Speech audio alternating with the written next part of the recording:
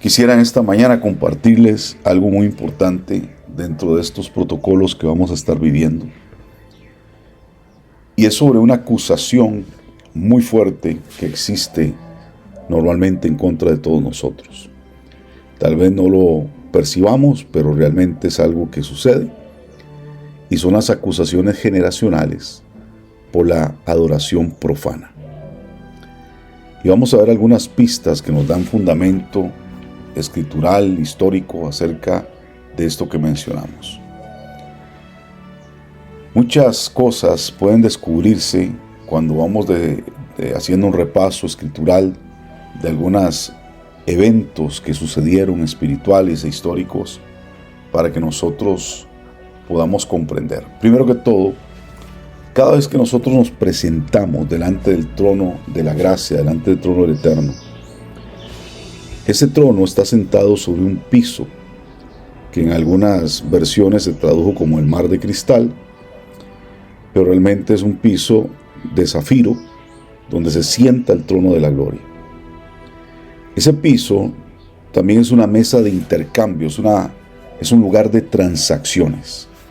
Por ejemplo, tú entregas tu alma pecadora, destruida, bajo maldición, y entras en un pacto. Ese pacto lo haces por medio de la sangre de Mashiach, y hay una transacción. La transacción es que tú entregas una naturaleza caída, pecadora, pagana, y a través de ese pacto el Eterno te devuelve la naturaleza de un hijo.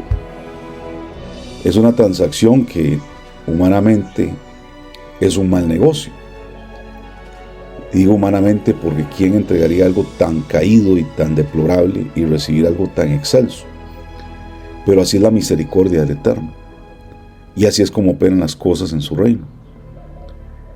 Pero vamos a leer lo que dice Ezequiel 28, 12 al 18, donde esto se atribuye normalmente a la caída de Lucifer. Y dice de esta manera: así dice Adonai Elohim, tú eres el sello de la perfección, lleno de sabiduría y perfecto en hermosura. En el Edén estabas, en el huerto de Elohim. Toda piedra preciosa era tu vestidura: el rubí, el topacio, el diamante, el berilo, el ónice y el jaspe, el zafiro, la turquesa y la esmeralda, y el oro y la hechura de tus engastes y de tus encajes estaba ahí en ti. El día que fuiste creado fueron preparados. Tú, querubín protector de alas desplegadas, yo te puse allí. Estabas en el santo monte de Elohim. Andabas en medio de las piedras de fuego. Perfecto eras en tus caminos desde el día en que fuiste creado hasta que la iniquidad se halló en ti. A causa de la abundancia de tu comercio, te llenaste de violencia y pecaste. Yo pues te he expulsado por profano del monte Elohim y te he eliminado, querubín protector de en medio de las piedras de fuego. Se enalteció tu corazón a causa de tu hermosura. Corrompiste tu sabiduría a causa de tu esplendor. Te arrojé en tierra, te puse delante de los reyes, para que vieran en ti un ejemplo.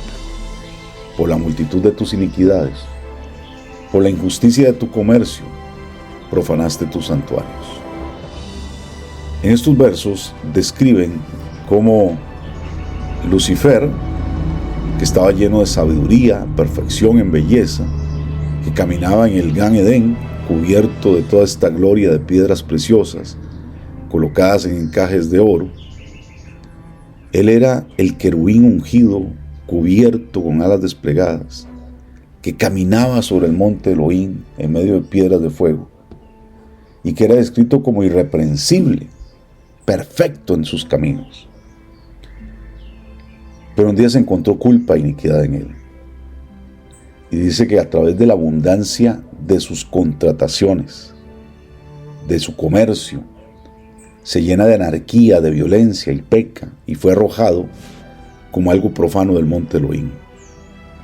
Porque su corazón se llenó de orgullo, su belleza se corrompe, su sabiduría, su causa de esplendor, y profana los santuarios por las multitudes de sus iniquidades, por la enormidad de su pecado y la injusticia de su comercio. Ahora, ¿qué es lo que causa esta caída? Creo firmemente que el esplendor de su apariencia, mientras caminaba sobre este ámbito tan glorioso, en medio de todo eso se olvidó de su propósito. Se olvidó de que fue creado por el Eterno, sin gloria en sí mismo, y que verdaderamente como un querubín ungido empezó a codiciar algo y a usurpar diseño que no le pertenecía.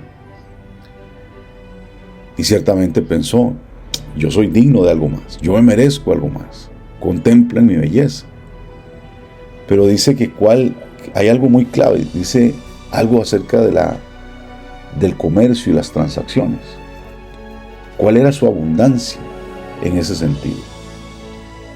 Él, como un Benei Elohim, hijo de Elohim, que este es el concepto de la Torá para describir a estos seres, los Benei Elohim, los hijos de Elohim. Este estaba lleno de sabiduría, como uno de los arcángeles más elevados, así como lo es Miguel y Gabriel. En este orgullo, él buscó engañar a los otros hijos de Elohim y provoca una rebelión contra la autoridad del cielo y profana los santuarios con su injusto comercio. Y probablemente le dice a todos estos seres: si tú me adoras como el Elohim supremo, yo te doy lo que yo tengo, te revelo la sabiduría que tengo, el entendimiento que tengo, el conocimiento de los lugares celestiales. Yo te abriré los misterios que yo manejo, que me han sido entregados. Y eso es lo que provoca que, por causa de esta transacción que él empieza a hacer ilegalmente y a prometer dar algo que se le dio en santidad, pero ahora lo pervierte a cambio de adoración, empieza a tener esta caída. Y para que nosotros podamos entender cómo se ha desarrollado la adoración profana en las naciones, tenemos que comprender esto que ocurrió. La tradición de Lucifer y de estas huestes celestiales que lo siguieron. Cuando él se rebela contra el Elohim Altísimo, hay 5 veces donde él proclama: yo seré. Y estas se encuentran en Isaías 14, del 13 al 15. Obviamente, cuando él dice yo seré, está tratando de adversar al gran yo soy. Dice: me sentaré en el trono de Elohim, usurpando la suprema autoridad del Elohim Altísimo. Ese es el primer yo seré. Yo levantaré mi trono sobre las estrellas de Elohim. Ese es el segundo. Yo gobernaré a los ángeles como la máxima autoridad del cielo. Este es el tercero. Yo me sentaré en el monte de la asamblea, en el extremo norte. Este es el número 4. Y dice: y subiré a las alturas de las nubes, recibiré la gloria y la adoración de vida en mi exaltada posición, y me haré semejante al Altísimo. Entonces, cada una de estas acciones y expresiones establecen una demanda para que Él sea adorado en los cielos y la tierra. Y aparentemente, como lo enseñan las Escrituras, una tercera parte de las huestes celestiales creyó que Él era capaz de cumplir esa voluntad. Y como resultado, le siguen los ejércitos celestiales, esta tercera parte, eligieron rebelión en lugar de la fidelidad al Altísimo, como lo explica el libro de Revelaciones, capítulo 12. Y puesto que estos seres celestiales habían sido expulsados del santo templo del Eterno, ellos vienen con estos diseños y establecen un sistema de gobierno y adoración falsa en oposición directa a la suprema autoridad de Elohim. Ellos saben que ahora son incapaces de derrocar el gobierno celestial, pero tratan de establecer un gobierno en la tierra, lo cual logran usurpando la autoridad que el Eterno le da al hombre, y empiezan a construir un sistema de gobierno que conocemos todos como el reino de las tinieblas.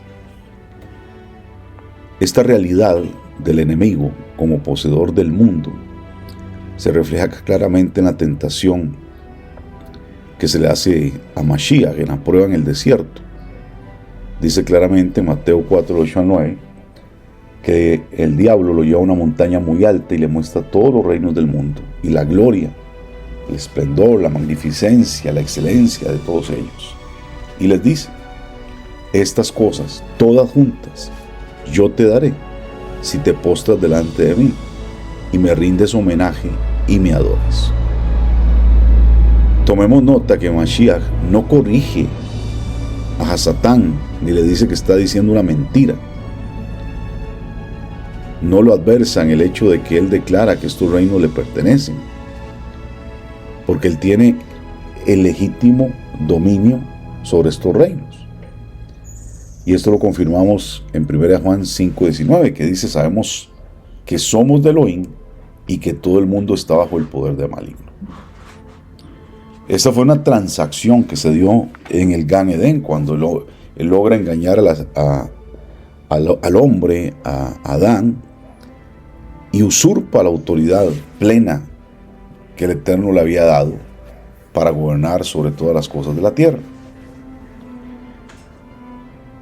Ahora, hay algo importante que aparece también en la Torá, y es el concepto los Ben Elohim que ya mencionamos. ¿Quiénes son los hijos de Elohim, los Benei Elohim? En la Torá o en la Tanaj aparece este concepto al menos 4 veces. Usted puede encontrarlo en Génesis, Bereshit 6.2, Bereshit 6.4, en Job 2.1, en Job 38, verso 7. Y ahí aparece esa expresión en hebreo. Nosotros necesitamos entender que el término malachim o ángeles se refiere a la función como la que tiene Gabriel, un mensajero. Y la primera mención en la palabra de Elohim, que nos da una comprensión fundamental de cómo una palabra o una frase debe ser interpretada, en este caso la de los Ben Elohim o Benei Elohim, es la que hallamos en Bereshit 6.2 y 6.4, como mencioné, que describe lo siguiente: los hijos de Elohim, los Benei Elohim, vieron que las hijas de los hombres eran hermosas y tomaron para sí mujeres de entre todas las que les gustaban. En el verso 4 dice la historia de los Benei Elohim, que continúa con el fruto de su apareamiento con las hijas de los hombres. Esto es algo que algunas personas niegan, especialmente en las raíces hebreas, basados en algunas distorsiones y negaciones de lo que hay es una contaminación verdaderamente de la simiente. Y dice la palabra: y habían gigantes. La palabra gigantes que se usa es la palabra nefilim. Y esta palabra es un término usado para describir la descendencia de estos ángeles caídos, de estos Benei Elohim, que se mezclaron con las hijas de los hombres. Y dice claramente, vuelvo a leer: y había gigantes, nefilim, en la tierra de aquellos días, y también después, cuando los hijos de Elohim, los Benei Elohim, se unieron a las hijas de los hombres. Y aquí usa el concepto de Adán, de la humanidad. Y ellas les dieron luz hijos. Y estos son los héroes más poderosos, más fuertes, que podían ser tiranos de la antigüedad, hombres de renombre, una posición clara y distinguida de fama y reputación. Y dice claramente que también después, porque este también después se refiere al mundo post-diluviano. Es decir, que el Eterno envía un juicio sobre la tierra a través del diluvio para arrasar con esta simiente maldita, perversa, corrupta, que se mezcla en la tierra. Pero esta simiente se mezcla en medio de un diseño y logra superar inclusive el diluvio. Eso lo veremos en alguna ocasión, cómo es que ocurrió. Pero sigue funcionando esta contaminación de la humanidad. Muchas personas creen que este acontecimiento bíblico describe la unión de los hijos caídos de Elohim y de las mujeres, y es así. Cuando se combinan estas dos especies, lo que hace el contrario es corromper la genética, el ADN de la humanidad. Y sus descendientes son descritos como los Nefilín, como los gigantes, cuando realmente nos da a entender que empieza a haber una mutación genética en la humanidad por causa de este acto que el Eterno repudia grandemente. Evidentemente en las historias mitológicas se hablan de estos personajes y muchos creen que entonces simplemente eran mitos, pero la Escritura los describe como cosas reales.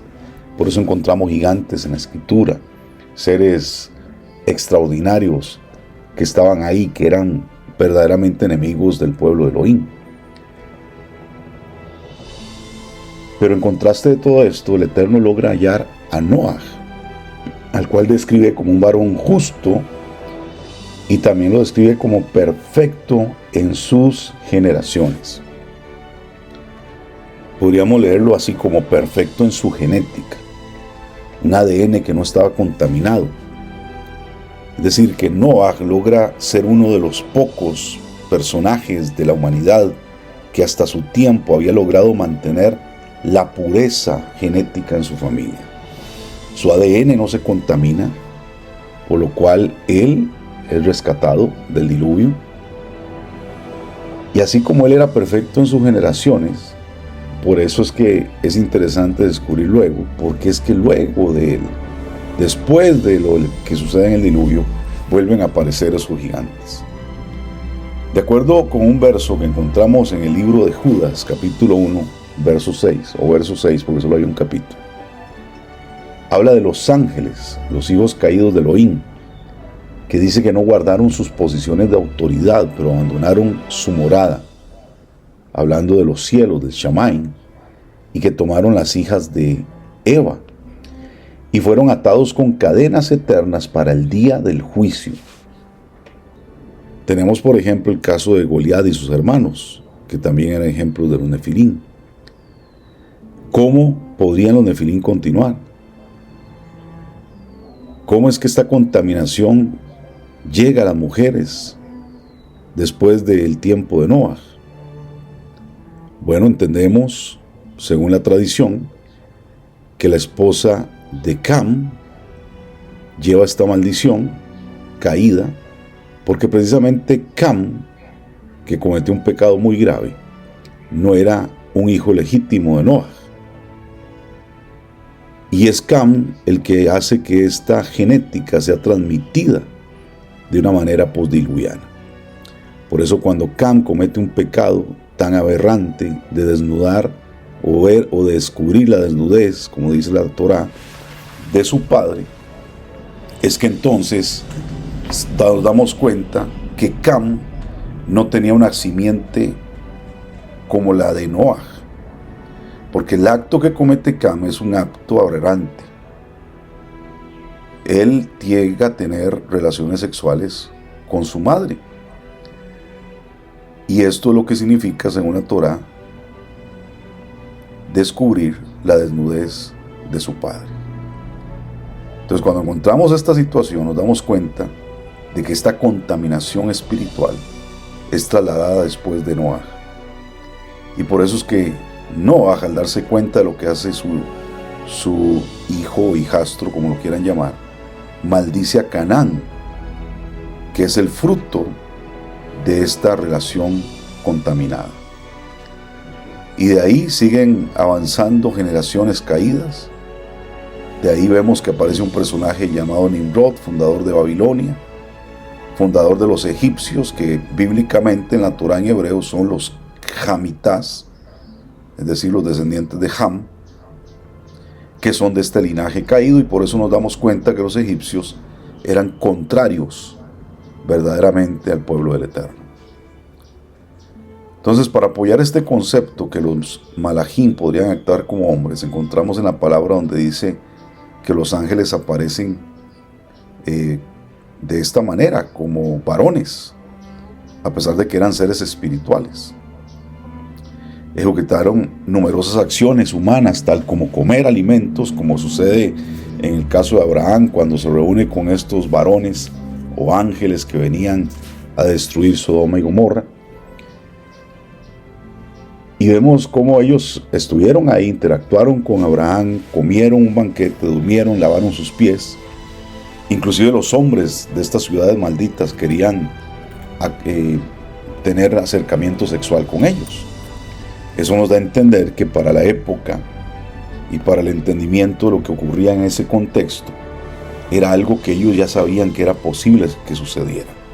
Que estos Benei Elohim, estos seres espirituales, tuvieran relaciones con ellos. Y alguno podría decir, ¿y por qué hoy no existe eso? ¿Por qué hoy no sucede? La realidad es que sí sucede. La realidad es que es parte de la vida cotidiana.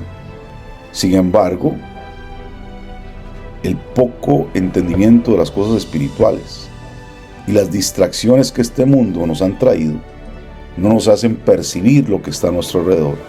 Y creemos que todos los que nos rodean, que todos los que están alrededor de nosotros, según lo que nos han enseñado erróneamente, son hijos de Elohim, son hijos de Dios, son criaturas del Eterno, cuando realmente esto no es así. Hay muchas personas allá afuera, o seres allá afuera, que no son hijos ni creación del Eterno. Y esa es una realidad espiritual. Y por eso, si somos espirituales, empezaremos a caminar con este entendimiento. Otra mención de los hijos de Elohim está en Job 2.1. Dice también que hubo un día en que los hijos de Elohim vinieron a presentarte ante el trono, y de entre ellos venía Hasatán. Y este verso muestra que este es un hijo caído de Elohim. Obviamente, cuando hablamos del concepto hijo, tenemos que sacarnos la idea que nosotros tenemos normalmente de lo que es un hijo en un ámbito de familia. Porque aquí cuando hablamos de hijo, estamos hablando de una criatura que le pertenece al Eterno, que Él creó. Pero dentro de estos hijos fieles, por decirlo así, aparece Hasatán, como el acusador que nos menciona la Escritura, y hemos hablado que es de los hermanos. Y él empieza a acusar precisamente a Job. En el último versículo, que es Job 38.7, describe el momento en que las estrellas del alba cantaron juntas y que los hijos de Elohim gritaron con gozo. Y esta porción de la Escritura describe un tiempo en la eternidad, cuando los hijos de Elohim gritaron de alegría. Y ese término, hijos de Elohim, se usa para describir a los ángeles en su condición original de perfección, y se les conoce como los hijos de Elohim porque fueron directamente creados por Él. Entonces, cuando ellos eligen rebelarse con Lucifer, se convierten en los hijos caídos de Elohim. En los rollos del Mar Muerto hay una interesante traducción de Deuteronomio de Barín 32.8, que dice lo siguiente: cuando el Altísimo dio a las naciones su herencia, cuando dividió a la humanidad, fijó las fronteras de los pueblos según el número de los hijos de Elohim. Este concepto se demuestra también en el libro de Daniel, capítulo 10, verso 13, cuando Gabriel le dice a Daniel: el príncipe del reino de Persia me resistió 21 días. Entonces Miguel, uno de los principales príncipes, vino a ayudarme porque ya que yo había sido dejado allí con los reyes de Persia. Y ahora volveré a pelear con el príncipe de Persia. Y cuando yo haya, he aquí, el príncipe de Grecia vendrá. Estos versos establecen una realidad: la existencia de príncipes hostiles, caídos que eran hijos de Elohim, gobernando sobre los límites de las naciones. Porque dice claramente que cuando el Eterno dividió a la humanidad, ¿cuándo sucedió eso? En el evento de la Torre de Babel. Que no solamente se separaron los pueblos por lenguaje, sino la Torá demuestra que los continentes fueron divididos. La tierra se fue fraccionada en pedazos, y no solamente se separaron los pueblos por idiomas, sino que el Eterno también fijó fronteras fijó reinos que habían en este mundo natural, donde fueron establecidos también estos príncipes que tenían autoridad sobre estos pueblos. Y por eso es que encontramos en el caso del libro de Efesios, capítulo 6, verso 12, una jerarquía del reino de las tinieblas, principados, potestades, gobernadores, etc. Entonces, la adoración profana a través de esto empieza a surgir entre las naciones de la tierra. Cada tribu, lengua, nación ha participado en este tipo de adoración a los hijos caídos de Elohim, que gobernaron sobre sus tierras o siguen gobernando y que han sido profanos porque ellos no fueron admitidos en el templo de Elohim. En ese sentido, cuando Lucifer se rebela contra el Todopoderoso y el tercio de estas huestes celestiales lo siguen en su rebelión para establecer el gobierno de las tinieblas, el acceso a la santa adoración en el cielo le fue negado. Por eso ellos buscan establecer un sistema de adoración profana, porque ellos entienden la necesidad y el poder de lo que esto significa. Y esta adoración profana es establecida en la tierra para mantener a la humanidad en cautivo y en engaño, y a ellos empoderados. Entonces los hijos caídos de Elohim, con sus ejércitos de demonios corruptos, han engañado al pueblo para que los adoren y les sirvan en toda la tierra. Y es a través de esta adoración profana, los hijos caídos de Elohim, que nuestras líneas sanguíneas de sangre, generacionales, hicieron pactos, votos de servidumbre, de esclavitud, juramentos, consagraciones familiares a las tinieblas. Y nuestras líneas de sangre participaron en estas cosas, haciendo pactos por protección, por fertilidad, por victorias en batallas, por poder, por dinero, por prosperidad supuestamente. Y los hijos caídos de Elohim reciben a cambio el linaje familiar como herencia. Es probable que muchos de nuestros ancestros nos entregaron como una herencia a estos seres malditos. Y esto porque nuestro ADN es un compuesto de tribus y familias en nuestra ascendencia, con estos pactos de muerte, y que estas cosas han sido registradas por las tinieblas y que son utilizadas por el acusador de los hermanos para obstaculizar el flujo de bendiciones en nuestra vida. Por eso, amados, esta deshonra ha contaminado la genética de la simiente del Eterno. Y nosotros, si tenemos algo de esa genética, y creo yo que la tenemos porque estamos acá, y porque estamos con estas inquietudes, y porque creemos que algo tiene que cambiar en nuestra vida, todas estas cosas tenemos que estar conscientes de ellas. Porque esta contaminación no puede seguir obstaculizando nuestra capacidad, nuestra autoridad y nuestro nivel espiritual y nuestro diseño original para entrar en los lugares altos del cielo. Si consideramos que nuestra vida estaba en Adán, porque en él estaban todas las simientes que de ahí nacieron, si entendemos que él cometió traición contra el Elohim Todopoderoso y pecó, y como dice Romanos 5:12, que por tanto como el pecado vino al mundo por un solo hombre, y la muerte como resultado del pecado, así la muerte se extendió a todos los hombres. Nadie pudo detenerlo o escapar de su poder, porque todos pecaron. Es decir, en el día que Adán pecó, todos pecamos también, porque todos estábamos ahí, en esa simiente. Por lo tanto, podemos deducir que nuestra vida estaba en cada una de nuestras líneas de sangre cuando ellos hicieron pacto, alianzas, acuerdos con las tinieblas, cuando cometieron iniquidad y también cuando experimentaron traumas. El código moral del hombre no se basa en lo que es bueno y lo malo, sino en las observaciones de lo que contenta, de lo que agrada a los dioses. Por ejemplo, un dios tribal de una tribu cualquiera requería un sacrificio humano para la victoria en la guerra.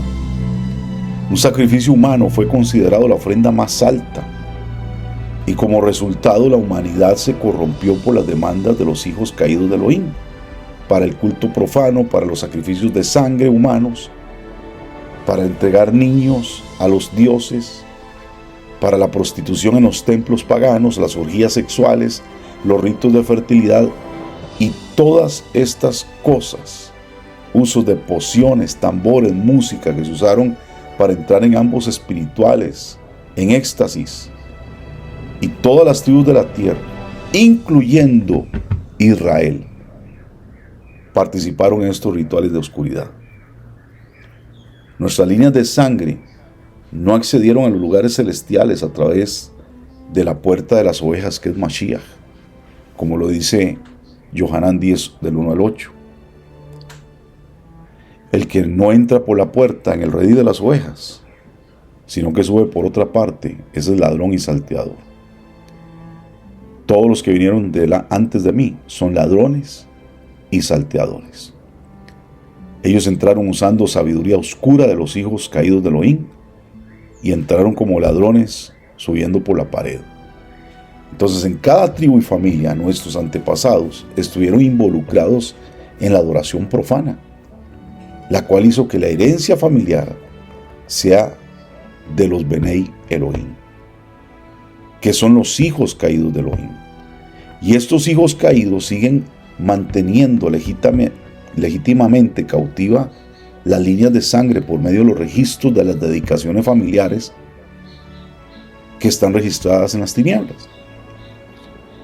Entonces, cuando nosotros nacemos de nuevo, tenemos que entender que somos rescatados de la oscuridad y trasladados al reino de la luz. Pero el hecho que esto ocurra no quiere decir que estas cosas suceden automáticamente. Tenemos que tener una verdadera conversión, una verdadera teshuva y verdaderamente salir de este control de las tinieblas. Esto no impide el hecho de que nosotros nos creamos salvos o creyentes, que realmente las tinieblas estén haciendo guerra por nuestra línea de sangre. Hay un reclamo para recuperar el control. Y por eso la gente está en opresión, en problemas, en dolor, en engaño. Pero nosotros tenemos que entender que para eso vino el Hijo del Hombre, para deshacer las obras de Satanás. Para eso vino Mashiach, para librarnos de este control maldito de las tinieblas. ¿Qué pasa con nuestros hijos que siguen cayendo en estos problemas? ¿Qué pasa con nuestras familias que siguen en estas opresiones? Esto tiene que cortarse ya. Y esto no puede seguir ocurriendo. Nosotros somos la herencia y la posesión del Altísimo. Y aunque estas entidades quieran reclamar estos derechos y exigir esa adoración, pues nosotros tenemos que romper con estas cosas. Y dejar de creer que todo lo que pasa es natural. Sí, es que mi hijo cayó en drogas, pero hay muchos jóvenes están así. Es que mis hijos están en fornicaciones, pero bueno, es que es lo que pasa hoy en día con la sociedad. No, esa es la estrategia de Satanás para destruir tu generación. Y eso tiene que cortarse. Tenemos que romper con estas cosas. Y tenemos que acceder como la Keilah del Eterno para liberar a las familias que están en cautividad. Solo un verdadero arrepentimiento, una verdadera conversión, un proceso de limpieza, de purificación, de renuncia a estas consagraciones. Solamente así seremos capaces de limpiar nuestra línea de sangre de las acusaciones del infierno. La familia nos pertenece. Y tenemos que entrar en este proceso de liberar nuestras generaciones, liberar nuestra simiente, liberar nuestra genética.